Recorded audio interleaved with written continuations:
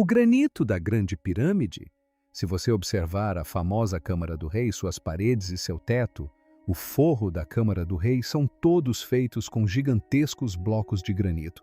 A forma como os antigos egípcios cortavam e moviam o granito foi finalmente comprovada. Graham Hancock foi quem revelou o segredo. Por mais de 100 anos, os egiptólogos insistiram que eles usavam serras de cobre e areia. Durante Language Not Registered for Generation Annus, Hancock afirmou que essa explicação era fisicamente impossível e a comunidade acadêmica o chamou de charlatão por isso.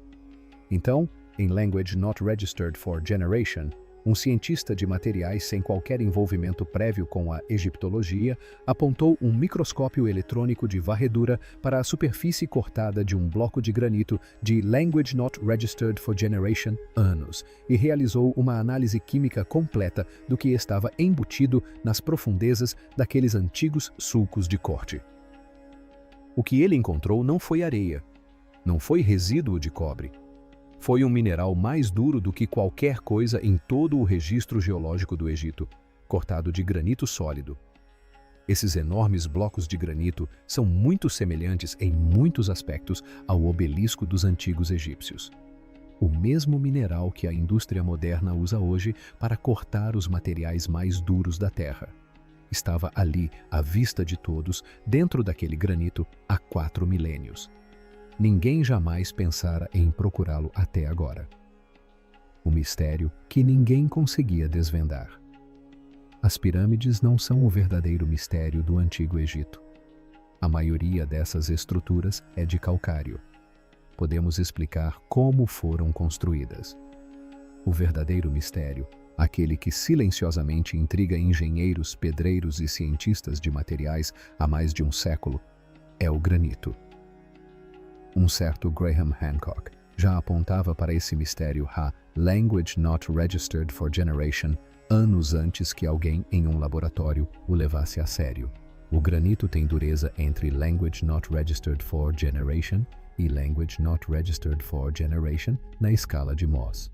É composto de quartzo, feldspato e mica, minerais tão resistentes ao corte que mesmo hoje, com ferramentas elétricas com ponta de diamante, trabalhar com granito é lento, caro e brutal. No entanto, os antigos egípcios o moldaram com uma precisão que os profissionais modernos têm dificuldade em explicar. Eis o que realmente estamos vendo. A Câmara do Rei dentro da Grande Pirâmide é construída inteiramente com blocos de granito, alguns pesando mais de Language Not Registered for Generation toneladas. O Templo do Vale em Gizé abriga peças maciças de granito encaixadas com juntas tão precisas que é impossível deslizar. Uma lâmina de barbear entre eles.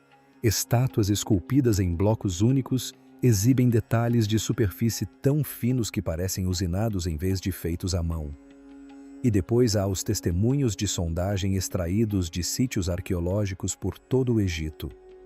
Eles mostram sulcos espirais que descem no granito sólido a taxas de avanço que fazem os engenheiros modernos pararem no meio da frase. Vamos colocar areia dentro do sulco e vamos colocar a serra em cima da areia e deixar que a areia faça o corte. Tudo o que precisa ser feito é mover a serra para frente e para trás em um movimento suave e constante. Chris Dunn era um desses engenheiros. Ele passou mais de Language Not Registered for Generation anos, trabalhando com usinagem de precisão, máquinas CNC, componentes retificados e tolerâncias aeroespaciais. E quando examinou pessoalmente artefatos de granito do Antigo Egito, ele não estava preparado para o que encontrou. Superfícies planas com uma precisão de milésimos de polegada ao longo de vários metros. Furos de perfuração, mantendo perfeita circularidade em toda a sua profundidade. Ele afirmou que o que os antigos egípcios conseguiam com o granito igualava ou superava os padrões modernos de fabricação. Não aproximadamente, não vagamente, precisamente. Vindo de um homem que passou a carreira calibrando máquinas para fazer exatamente isso, não era um elogio. Era uma avaliação técnica, a mesma avaliação que Graham Hancock vinha citando há anos, enquanto a egiptologia fazia vista grossa. Então, qual era a explicação oficial? serras de cobre usam areia abrasiva. Trituradores de dolorito exigem paciência. Eis o problema. O cobre tem uma dureza entre Language Not Registered for Generation e Language Not Registered for Generation na escala EML. O quartzo, componente do granito, tem dureza Language Not Registered for Generation. Ao cortar um material mais duro com um mais macio, mesmo com o auxílio de abrasivos, a ferramenta se desgasta antes que a pedra ceda. Ciência básica dos materiais. E a egiptologia vinha repetindo essa explicação sem testá-la seriamente há mais de 100 anos. Dennis Stokes, um arqueólogo experimental da Universidade de Manchester, finalmente realizou o teste. Ele passou anos cortando granito com ferramentas de cobre e areia em condições controladas de laboratório. Os resultados não foram animadores. O progresso era medido em frações de milímetro por hora. Rápida degradação do cobre, cortes ásperos e irregulares que não tinham nenhuma semelhança com as superfícies dos artefatos antigos. Stokes admitiu publicamente que os experimentos levantavam mais perguntas do que respondiam. Os martelos de Dourite funcionam, mas a uma velocidade agonizante. Ampliando esse método para a Câmara do Rei, seriam necessárias milhões de horas de trabalho apenas para o granito. E, crucialmente, nenhuma das abordagens, nem o cobre, nem os martelos, conseguiu produzir superfícies planas com precisão de milésimos de polegada, ou perfurar furos mantendo perfeita circularidade em toda a sua profundidade. E veja só, Graham Hancock vinha dizendo exatamente isso desde Language Not Registered for Generation. As evidências físicas não correspondem à explicação convencional. Algo está faltando. Por 4 décadas, a resposta da egiptologia tradicional foi ignorá-lo. Esse estava prestes a se tornar o erro mais caro deles. O homem que eles se recusavam a ouvir. Graham Hancock não é um egiptólogo. Ele nunca afirmou ser. Era um jornalista, um investigador treinado para analisar evidências sem os filtros institucionais que ditam o que devemos ver e o que devemos ignorar. Seu livro de Language Not Registered for Generation, As Impressões Digitais dos Deuses, levantou uma questão que o meio acadêmico considerou inaceitável. E se a cronologia convencional da civilização humana estivesse fundamentalmente errada? E se as evidências que temos observado por gerações apontassem para um mundo antigo muito mais sofisticado do que a arqueologia convencional estava disposta a reconhecer? A resposta foi imediata. Hancock não tinha formação. Suas teorias eram marginais. Suas perguntas não mereciam atenção. Ele foi ignorado em conferências, ridicularizado em periódicos, chamado de pseudocientista na televisão e sistematicamente excluído dos espaços profissionais onde esses debates deveriam acontecer. Tratavam suas perguntas como um erro de categoria. Não exatamente erradas, apenas não eram o tipo de coisa que pessoas sérias deveriam perguntar. Mas havia algo que eles não conseguiam ignorar: as evidências físicas. Por 4 décadas, Hancock continuou apontando para as mesmas coisas: as tolerâncias, os núcleos de perfuração, a precisão, o trabalho em granito que nenhum método experimental conseguia replicar. Ele não estava pedindo fé. Ele buscava reprodutibilidade. Se a explicação aceita não produz nada remotamente parecido com as superfícies antigas sob condições controladas, qual seria a explicação real? Durante a maior parte desses Language Not Registered for Generation anos, ele não teve resposta. Ele tinha um problema muito preciso, muito persistente e muito inconveniente que as instituições com financiamento e equipamentos de laboratório optaram por não investigar. Toda vez que ele o levantava, a resposta era a mesma: você não tem qualificação para perguntar. Então, em Language Not Registered for Generation, ele encontrou um cientista que não se importava com nada disso. Um cientista que analisou as mesmas evidências que a egiptologia havia descartado por um século e decidiu que elas mereciam um microscópio adequado. O que esse microscópio encontrou foi a parte que a egiptologia nunca viu chegar: porque estava escondida dentro da pedra o tempo todo. A descoberta. O Dr. Masudgar é especialista em tribologia, o estudo do atrito, desgaste e lubrificação entre superfícies em interação. Ele trabalha em uma importante instituição de pesquisa. Ele não tinha nenhum interesse no debate sobre o Egito Antigo, nenhuma reputação na egiptologia a zelar e nenhum envolvimento prévio com o trabalho de Graham Hancock. Ele era exatamente o tipo de cientista independente e credenciado que poderia avaliar essas evidências sem uma agenda institucional que o influenciasse a chegar a um resultado predeterminado. Hancock e o doutor. Gar obteve permissão para examinar artefatos de granito do Antigo Egito, usando 2 instrumentos que a maioria dos egiptólogos jamais imaginara aplicar a essas superfícies: microscopia eletrônica de varredura e espectroscopia de raios-x por dispersão de energia. Juntas, essas ferramentas revelam superfícies em nível molecular, completamente invisíveis a qualquer microscópio óptico. Elas não apenas mostram o que está lá, como também identificam exatamente do que é feito em nível químico. Antes de falarmos sobre as descobertas do Dr. Gar, se você já pensou que as civilizações antigas eram mais sofisticadas do que nos ensinaram, inscreva-se agora. Este canal se aprofunda exatamente nessas histórias, aquelas que desafiam a narrativa oficial com evidências físicas reais. O que veremos nos próximos minutos é o motivo pelo qual Hancock se manteve inabalável. O Dr. Gar iniciou sua análise esperando encontrar exatamente o que os egiptólogos sempre descreveram: partículas de areia, resíduos de cobre, a assinatura química da abrasão por força bruta, explicação aceita por mais de um século. Era para isso que seus instrumentos estavam apontados. Era isso que toda a área científica presumia existir. Mas não foi isso que ele encontrou.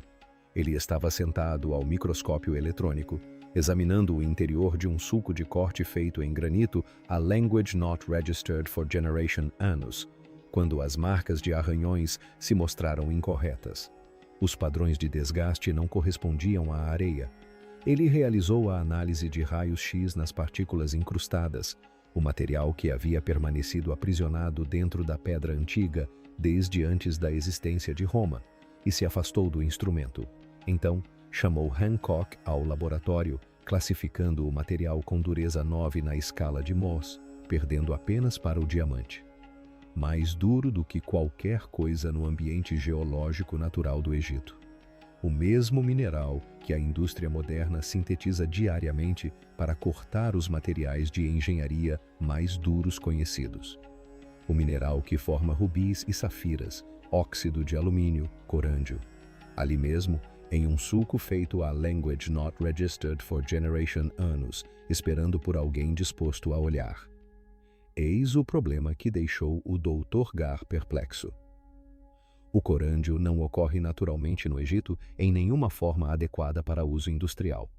Os principais depósitos mais próximos estão em regiões com as quais o Antigo Egito tinha relações comerciais documentadas.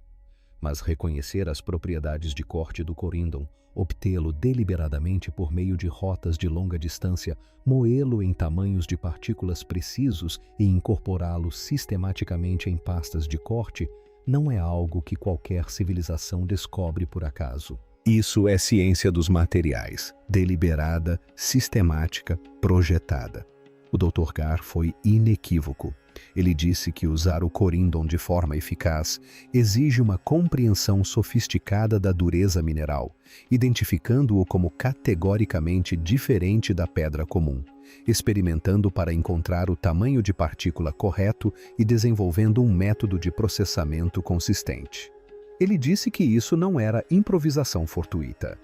Era aquilo que Graham Hancock insistia que deveria existir, a Language Not Registered for Generation Annus, a evidência de uma sofisticação tecnológica que a egiptologia convencional se recusava a considerar nos experimentos. Uma descoberta ao microscópio é uma evidência, não é uma prova.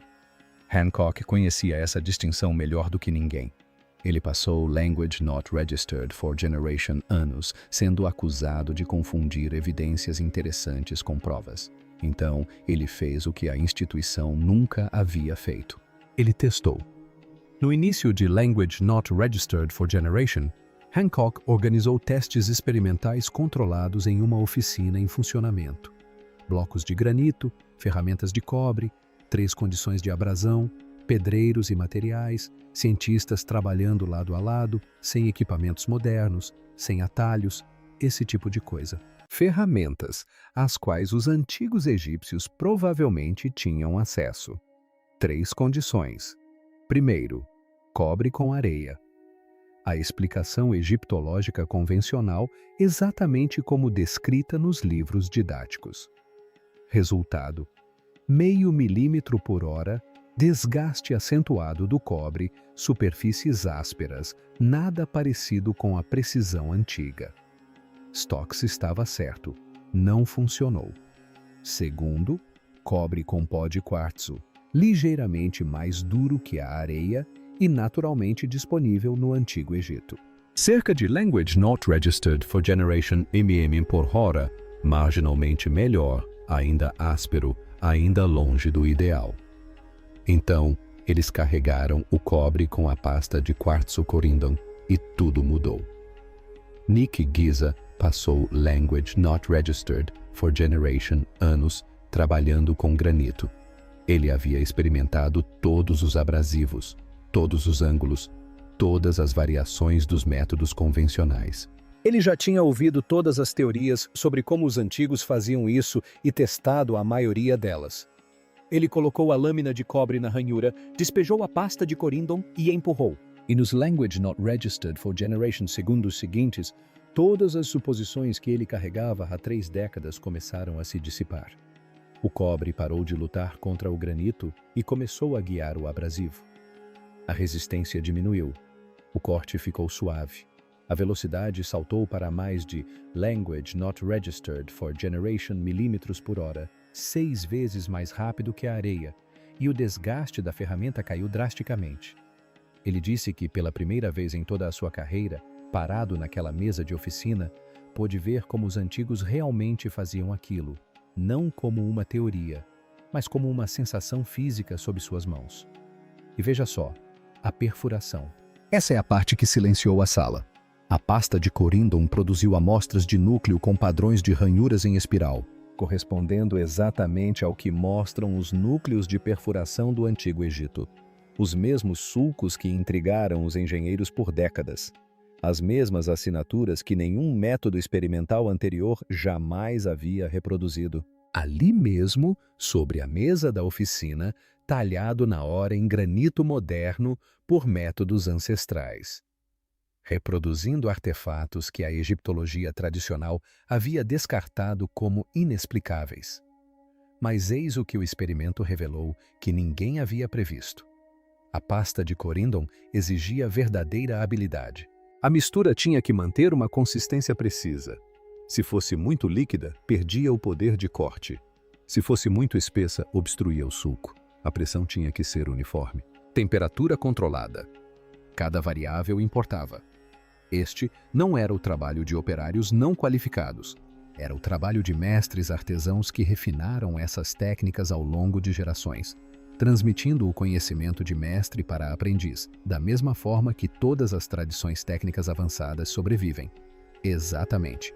O tipo de força de trabalho especializada que se esperaria de uma civilização que construiu os aposentos do rei.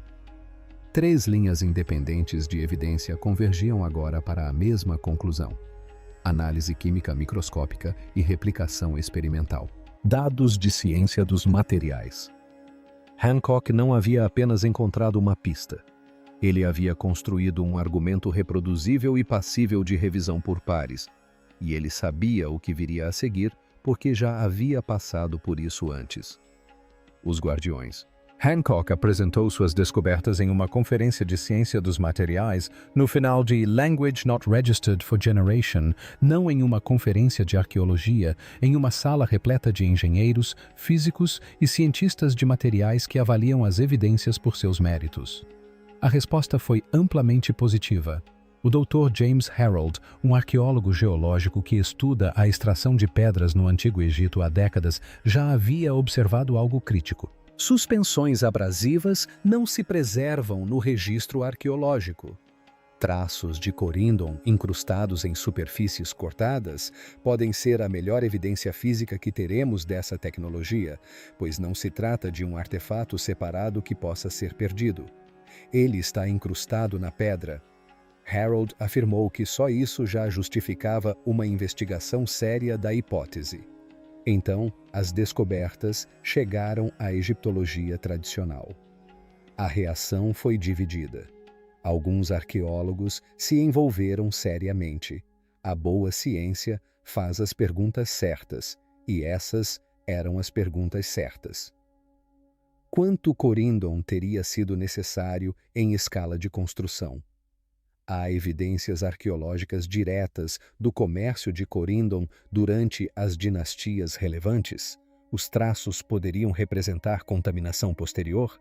Essas são perguntas pertinentes. Esses são exatamente os pontos que uma investigação de acompanhamento rigorosa abordaria. Hancock os acolheu bem.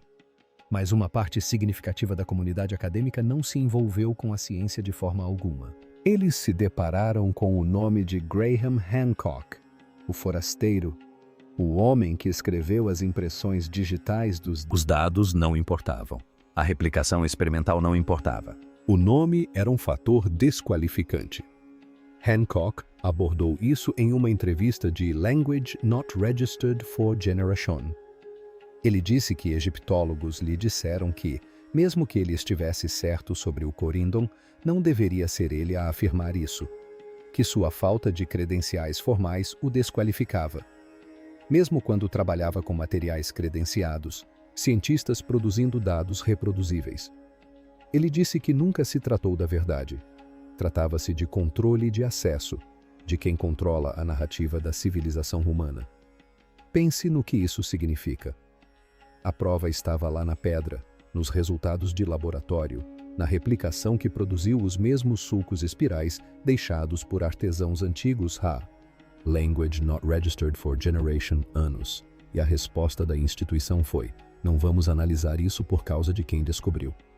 O homem que identificou a questão corretamente, que apontou a precisão, os núcleos de perfuração, a falha de todos os testes convencionais, ainda assim não era bem-vindo na sala onde sua própria vindicação estava sendo avaliada. Isso não é ciência. Isso é uma defesa de limites e revelou algo sobre a instituição que nenhuma descoberta microscópica poderia. A resistência nunca foi primordialmente sobre evidências. Foi sobre autoridade. Para sermos precisos sobre o que a descoberta do corindon realmente significa, vamos esclarecer o que ela estabelece e o que não estabelece. Ela não valida tudo o que Graham Hancock já propôs. Suas teorias mais abrangentes sobre civilizações perdidas da era antediluviana permanecem vigorosamente contestadas. Essas teorias exigem evidências independentes para serem comprovadas ou refutadas.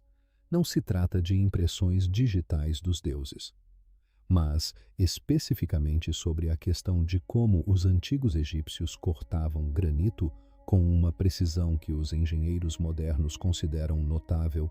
As evidências agora corroboram o desafio de Hancock. E eis o que isso significa. Se os antigos egípcios usavam deliberadamente pastas abrasivas à base de corindon, isso redefine seu perfil tecnológico.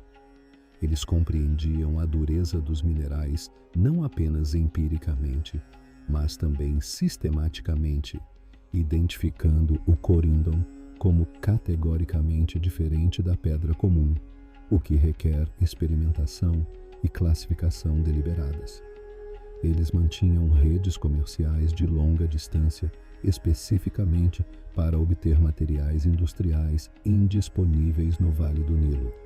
Desenvolveram técnicas de processamento, moendo o corindon até obter tamanhos de partículas ideais e misturando pastas com consistências de trabalho precisas que se qualificam como materiais genuínos. Ciência. Eles não estavam lutando com ferramentas inadequadas. Eles criavam soluções de engenharia para problemas precisos da mesma forma que nós. E tem mais.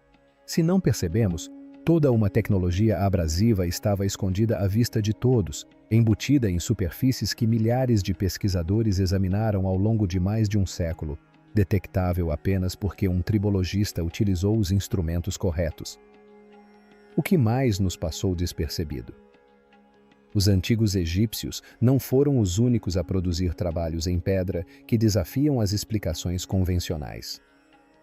A alvenaria de precisão em Puma-Punku, as paredes poligonais interligadas em Sacsayhuaman, os blocos colossais de granito em Baalbek. Cada um desses locais gerou o mesmo ciclo: documentação, admiração, rejeição oficial. Todos merecem o mesmo microscópio eletrônico que o doutor. Gar ligou aquelas lâminas de corte egípcias, porque se a resposta estivesse escondida nas ranhuras por Language Not Registered for Generation Annus, a única razão pela qual não a encontramos antes é que ninguém a procurou. Graham Hancock passou Language Not Registered for Generation Annus ouvindo que não entendia o Egito Antigo, sendo ridicularizado em conferências, desconsiderado em periódicos, chamado de fraude em rede nacional e excluído das próprias instituições que deveriam estar fazendo as mesmas perguntas. Mesmo assim, ele continuou perguntando. Então, ele apresentou provas, não teorias, não especulações, mas evidências físicas, replicação experimental e dados de ciência dos materiais revisados por cientistas credenciados, sem qualquer motivo para proteger uma narrativa específica. Os antigos egípcios cortavam granito usando pastas abrasivas à base de corindon, uma tecnologia sofisticada, construída sobre um profundo conhecimento das propriedades dos minerais, redes de comércio internacional para a obtenção de materiais raros e técnicas refinadas ao longo de gerações por artesãos que entendiam o que estavam fazendo em um nível que só agora começamos a mensurar. Eles não estavam improvisando. Eles estavam criando soluções com precisão deliberada, identificando o mineral certo, obtendo-o através de rotas comerciais de longa distância, processando-o até o tamanho de partícula correto e aplicando-o com habilidade e consistência suficientes para deixar superfícies que fazem os maquinistas modernos pararem e admirarem. Eles estavam dominando o seu mundo. Eles esperaram Language Not Registered for Generation Annus para que alguém percebesse. E se Hancock estava certo sobre isso depois de Language Not Registered for Generation Annus sendo informado de que estava errado, a questão não é mais se a egiptologia convencional precisa de revisão. A questão é, quanta coisa está acontecendo? E quantas outras respostas estão escondidas à vista de todos, esperando por alguém com os instrumentos certos e à disposição para procurar? Se a prova esteve trancada na pedra por Language Not Registered for Generation Annus, esperando pelo instrumento certo, inscreva-se, porque encontrar o que todos os outros perderam é exatamente o que este canal faz.